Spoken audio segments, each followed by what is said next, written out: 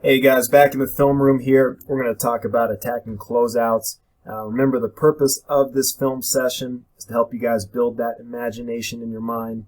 So when you go out and do these workouts, even though there's not a defender out there, you can still kind of trick your brain into getting those game context reps. So let's go ahead and take a look at some techniques on how to attack a closeout. Okay, first clip here is going to be a lead foot attack. Shot fake, nice finish at the rim. Let's take a look. Okay, you can see as he catches the ball right here, his feet squared up in that shooting position. After the shot fake, he's able to get to that wider stance with more power and get some momentum going to the rim. What a lot of players will do is they'll catch it in their shooting stance narrow, and when they go to drive, they're attacking from a narrow base and their first step isn't quick enough. Other players will catch it really wide, ready to attack, and then if the defender closes out short, they're not ready to shoot. So this is really good technique right here, being square, selling the shot, and then getting to more powerful finish, more powerful footwork for the finish.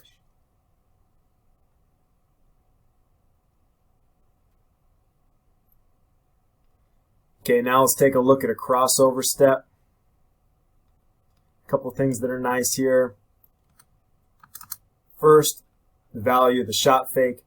This defender is in about a 50-50 gray area. If he was one step back, it would be a clear shot. If he was a one step more towards the perimeter, it would be better to use a go and catch, which we'll talk about in just a second. So right here in this gray area, the shot fake was a good decision and a good technique to use. Okay, there, same narrow stance we saw in the last clip, ready to shoot. Okay, a couple things that are nice. One, this is one of the few times that a negative step makes sense. That negative step gets a little bit wider base, more into that track start position to have more power on the drive. The second thing that's really nice is you can see him clip the hip, trying to get his shoulder to this defender's hip so he can blow by in a straight line. And the third thing that's really nice, and you guys can focus on when you're doing those warm-up things with the footwork, is being able to rotate on that right foot, that inside foot, being able to step in a slight pivot so you get going downhill towards the rim rather than side to side getting into that gap defender.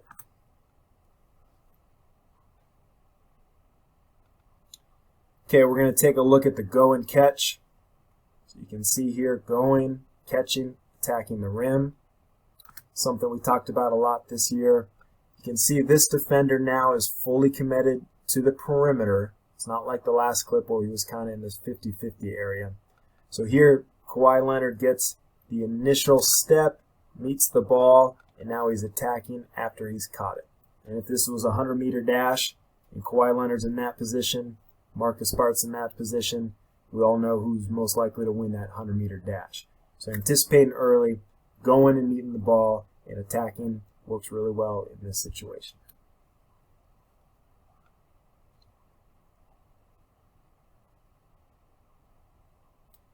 Okay, the go and catch again. The real value of this clip is anticipating what the defender is going to do early, 0-second decision making. Make the decision right here at the 0 second before you've even gotten the ball. So as the ball's coming, he's anticipating. In this situation, it's okay to initiate with the wider footwork because the defender is committed to the perimeter so hard. He's going, catching it, attacking the rim.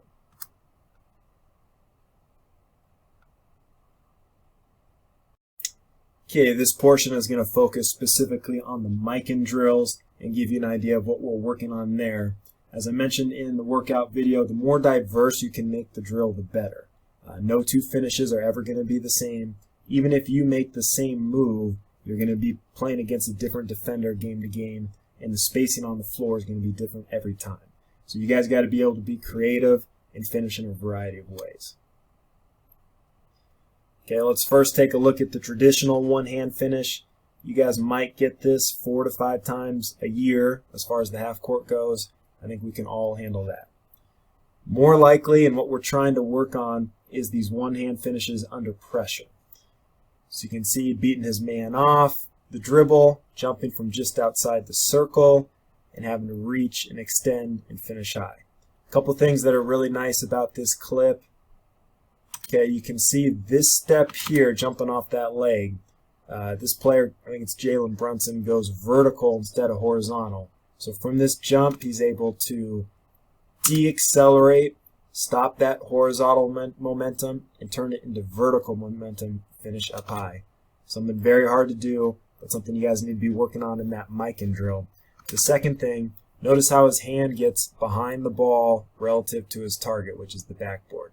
A lot of guys try to put too much English on the ball, or they don't have their hand behind the ball, and it makes it very hard for them to finish off the backboard.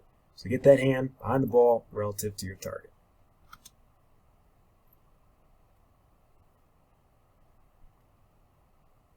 Okay, next thing we do in the micins is the 2-foot finish. So you guys got to get good off finishing off a 2-foot base. You can see this little touch shot. Really good players can all make this shot just outside the circle. It's not quite a floater. It's a balanced 2-foot touch shot. In this clip, once again, a 2-foot finish off the spin. Okay, jumping just outside the circle. Little touch shot right there. That's what we're trying to work on with our 2-foot finish in the miking drill. And the final thing we work on in that miking drill is the goofy foot finish. And you can see the value of it here. Being able to jump off that foot disrupts the timing of the shot blocker. If he had to jump off left foot and then that right foot, those defenders would have been able to close. So you can see the left foot, left hand allows him to get to the rim quicker. Okay, at more of a faster speed. You guys are starting to learn that I love Dante DiVincenzo. But right here, once again, disrupting the shot blocker's timing, jumping off left foot, left hand, creates that spaced finish. Whereas if he had to go one more step to the right foot, it would have made for an awkward angle to finish at the rim. And this clip's pretty high level, but still illustrating the point. Okay, he gets in the paint. He's probing for an angle. He finds one. Before this defender can reload his feet, he's jumping off right foot, right hand. Little touch shot off a balanced base into that basket. So the value of the goofy foot shot there. Okay, final portion of the film session here. And we're going to talk about after you make that nice shot fake and go, or maybe that catch and go, what to do when you get into the paint. And remember, that read is going to be dependent on what the secondary defender is doing. Is he outside the circle? Is he in the circle? Or is he in front of the circle? So let's take a look at some examples. Okay, here the go and catch, 1 foot, 1 hand finish. When that secondary defender is outside the circle, it really comes down to you finishing on your own man. You can either have a full step advantage like this, which means you want to beat that help defender to the rim. You wouldn't want to jump stop here. You want to get there as quick as you can off 1 foot, whether it's goofy or traditional finish.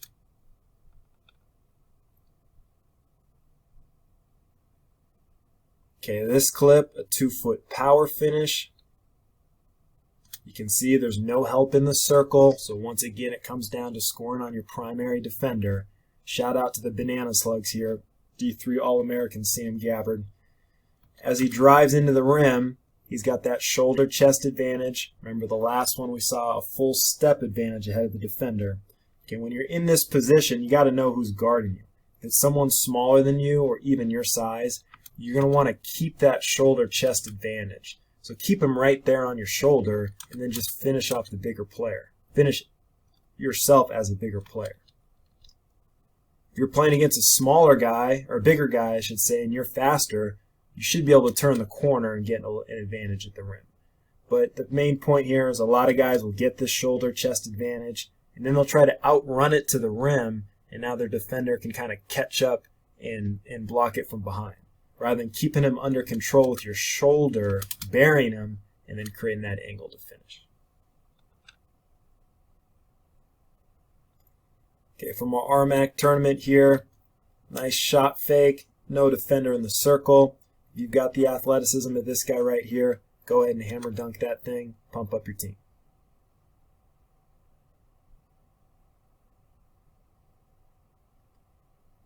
Okay, now what to do when the defender's in the circle. So there's going to be a lot of different options, and it's going to be kind of dependent on what your game and what your style is. But this is something you guys need to be thinking about developing and how you are going to solve this problem of having the defender in the circle. So on this one, if you're a more athletic player, here's a 1 foot takeoff, getting into the defender's body and then being able to finish through contact. Remember, when that defender's in the circle, he can't take a charge. So leaving your feet here, you don't have to worry about your momentum going in for the charge. So you can initiate that contact, try to draw the foul, or finish through it at the rim. Okay, same thing here. Obviously, Mike was one of our more athletic players last year. He makes the read, defender in the circle, so he knows that guy can't take a charge, which means he can get airborne and initiate the contact. You can see a 2 foot base, which is probably going to be a higher percentage for most players. Allows him to get in the air, draw the contact, and make the finish. Okay, so some things, if you're not that power athlete, that athletic guy that can finish at the rim, here's some other things that you can do. Okay, first, this little touch shot. It's a tough shot, but if you can develop this thing, it can be really effective. Defender right there in the circle. It's not a floater, it's just outside the circle. This little touch shot from about 4 or 5 feet up and over the help defender. Another thing you can do if you're a smaller player, especially a pass-first player, is the jump pass. So if he were to drive here and this defender's feet were 2 feet outside the circle, you cannot jump pass for obvious reasons. Your momentum is going to go into the player and they're going to be able to draw a charge. But if he's in the circle here and we know he can't take a charge, it can be advantageous to get him up in the air and create a passing angle at that time and kick it out for the 3.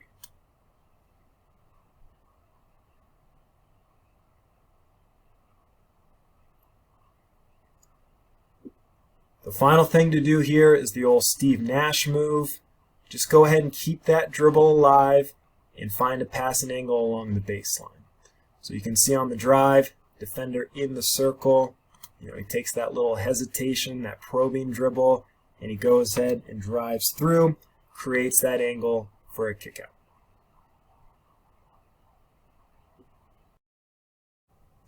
All right, final thing to watch for.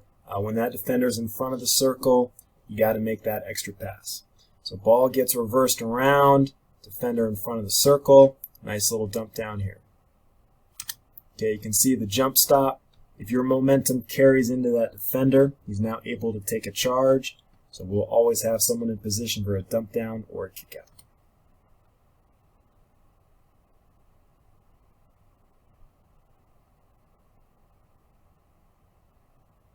Okay, here, nice low shot fake rip.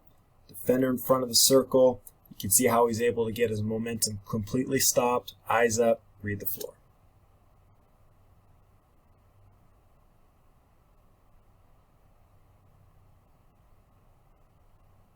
Okay, once again on the reject, defender in front of the circle. You can see how he comes to a complete stop. Eyes up, seeing the floor. And now he's able to make that extra pass for a shot.